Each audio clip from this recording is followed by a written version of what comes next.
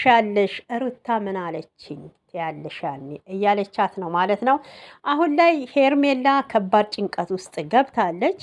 ሜሪና ኤፍሬም ተገናኝተው ነበረ አብርሽን ለማናገር ቢሞክሩም አብርሽ ፍቃደኛ አይደለም ማለት ነው። ኤፋ እንግዲህ የኤፍሬም የአብርሃም ታናሽ ለምንድን ነው ወንድሜ እያረክ ያለከው ነገር እኮ ስህተት ነው። ልጃችሁ 1 ዓመት ሳይሞላው ሌላ ሚስት ለማግባት ተንበርክከህ ቀለበት ያሰርከው ብሎታል ማለት ነው። ሜሪ አብርሽንና ወንድማማቾቹን ለማጣላት አትሯሯጪ ማለት ነው። እውነቴን ነው።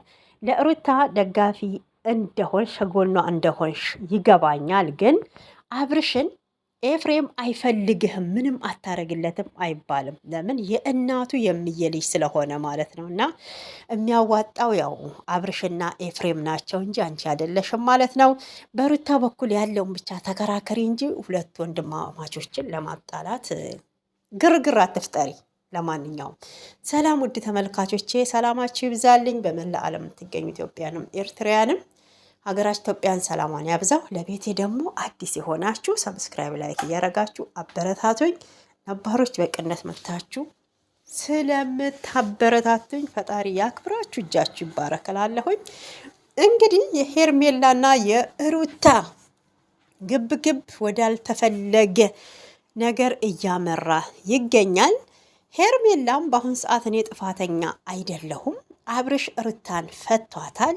ስለዚህ ነፃነቴን አውጄ አሁን ላይ ሀሳብ የለብኝም፣ ቀለበት ታስሮልኛል ብላለች። ባይዘዌ ውዶቼ ማለት ነው። እና ቀለበት እኮ የእጣት ማድመቂያ ነው እንጂ የልብ ማሰሪያ አይደለም። ብዙ ሴቶች የምንሸወደውን ይመስለኛል።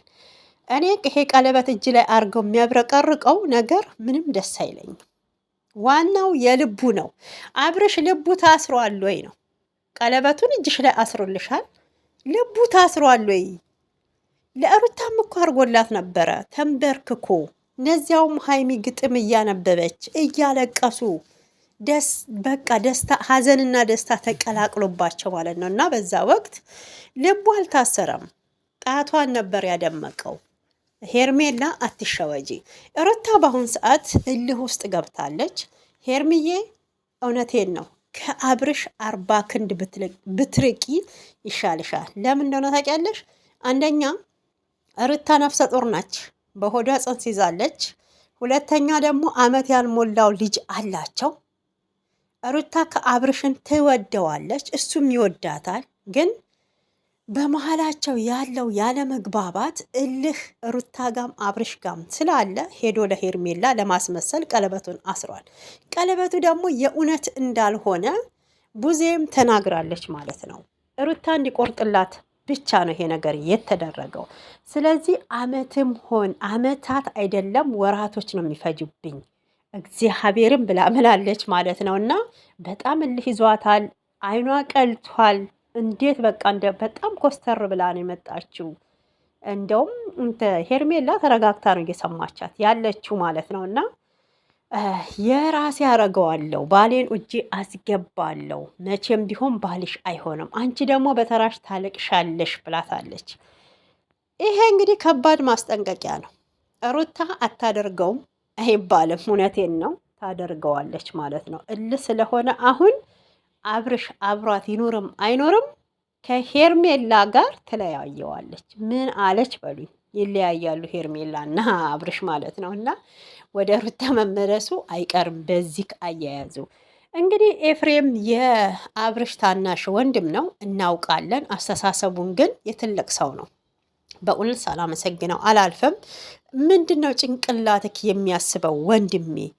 አመት ያልሞላው ህፃን ልጅ እያለ ሄደህ ቀለበት ለሌላ ሴት የምታስረው?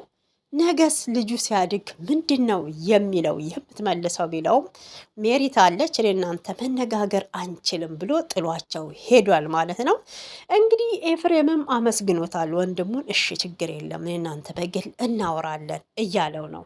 ሜሪ ተረጋጊ፣ ሁለቱ ወንድማማቾችን ለማጣላት አትሯሯጪ ማለት ነው። እና አይፈልግህም አይባልም። ምንም ቢሆን የእናቱ ልጅ ነው። ምንም ቢሆን የእምዬ የእናቱ ልጅ ነው እና መቼም የጋሽዬ ልጆች እኛ በፊት የምናደንቃቸው የምናከብራቸው ነበሩ። አሁን ዝና ሲመጣ ዶላር ሲያጠግባቸው ጊዜ አብርሽ ተቀየረ እንጂ ማለት ነው። ስለዚህ ወንድሙ ነው ምንም ቢሆን ሁለቱን ለማጋጨት አትሂጂ ማለት ነው። እና ለመጣሽበት አላማ ብቻ ብትነጋገሪ ደስ ይለኛል። ያው እኔ የተሰማኝን ስሜት የራሴን አስተያየት የሰጠሁት ውዶቼ፣ እናንተም ታዝባችሁት ሊሆን ይችላል። አይፈልግም አይባልም። ምንም ቢሆን እኮ የእናቱ ልጅ ነው።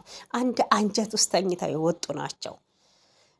እንግዲህ ሩታዬ ባልሽን ወደ እጅሽ እንደምታስገቢ ተስፋ አለን።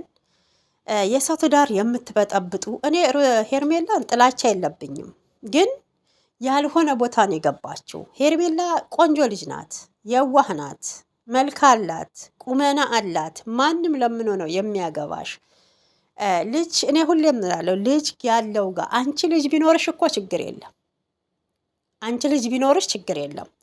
አብርሽና ሩታ ደግሞ ብዙ ያልፈቱት ነገር አለ። አሁንም ነፍሰ ጡር ናት።